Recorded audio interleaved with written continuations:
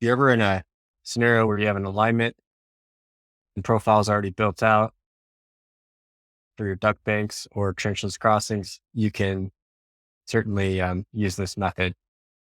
As you can see, I've got a bunch of duct bank crossings. My duct banks alignments are represented in blue here in the substation, and there's a lot of crossing going on here. So we want to ensure that there's no conflicts. The first step in this process is to create some points along the alignment, and each one of these alignments, create Civil 3D points, and then tie them to your duct bank profiles that you've had drawn out, and then essentially extrude them in 3D to see how your geometry is looking. So what I'm going to do is I'm going to start with one alignment and go up to Model, Home tab, Points, and Point Creation Tools. And on the third tab over, there is a little icon with the drop-down Measure Alignment. This is the one you'll want. And select my first alignment that I want to create points along. It's going to ask me to select a profile. So I'm going to go with bottom duct bank profile for each one of these. So I'll go with that bottom profile. Then it's going to ask me what all my starting and end stationing to be. And usually you can default enter select through these because it reads out your alignment stationing. So that's good. You can hit enter on that and then enter another time. Now I don't want an offset, so I'll go ahead and accept 0. For interval, it defaults to 10. I like to use shorter intervals to have more of a precise 3D projection. I'm going to go with 5. And now it's going to ask for descriptions as it creates these points along the alignment at that 5-foot interval. Could throw in descriptions, but I don't see any need for that in our case here. So I'm just going to essentially hold down the enter key, keep hitting enter, and you can see it's creating those points, Civil 3D points along the alignment.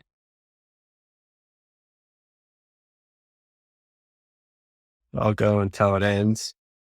Now it's asking me select another alignment so I can keep going. I'll select this alignment,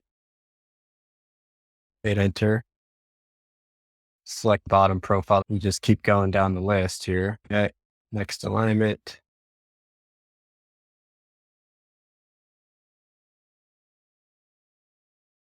Again, you can use shorter intervals if you want. The next step is to turn these into 3D polylines after you have your points. So you're going to run the 3D poly command. When it asks you your start point of polyline, type in the minute sign and then PN for point number. This will allow you to select point numbers along a range. So my first range with my first alignment is from 258 to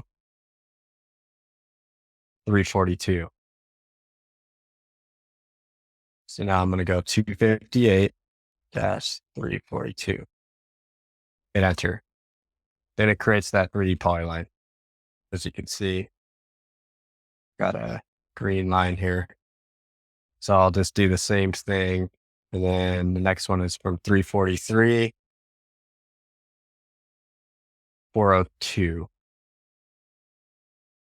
343, 402. Enter. You can see it created that 3D polyline. And I'll just keep going down the list here. Now I've got these 3D polylines. Let's isolate those real quick. All right, there they are. So what I want to do here is create a 3D projection of my duct bank and then extrude it along this path. I'm focused on the area outside in the yard where all these crossings are at. You can see they've got different elevations, so that's good. And now I want to project 3D line work. So let's just draw our duct bank here. And you'll have to change your UCS temporarily to get this to work. Now my duct banks are 3x2. So 3, tab 2. What I'm going to do is copy a couple of these guys. This is the tricky part. Got to kind of know how to navigate in 3D. So it's good to be on a 3D modeling tab.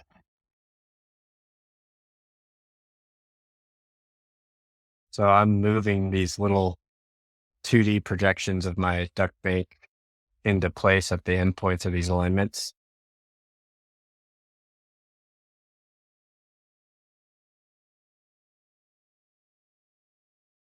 So now I want to select those 2D projections and then run extrude. And then select a path to extrude it along. That's this alignment.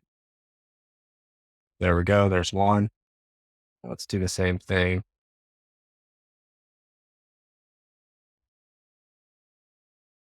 There's 2. There's 3. And then I need one more over here.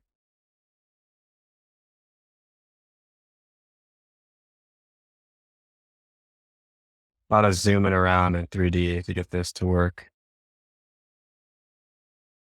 Extrude and path for this. So let's take a look at these objects here.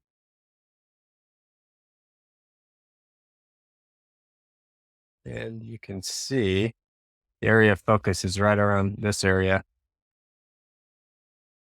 Looks like we've got sufficient clearance. Get a quick 3D model of, your crossings.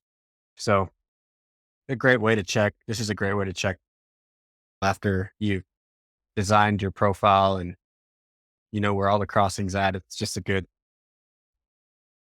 sanity check on everything at the end. So the big steps were creating points along your horizontal geometry, then creating a 3D polyline with those point ranges that you created. Once you have 3D polyline, just extrude it along that path. You can get a good idea.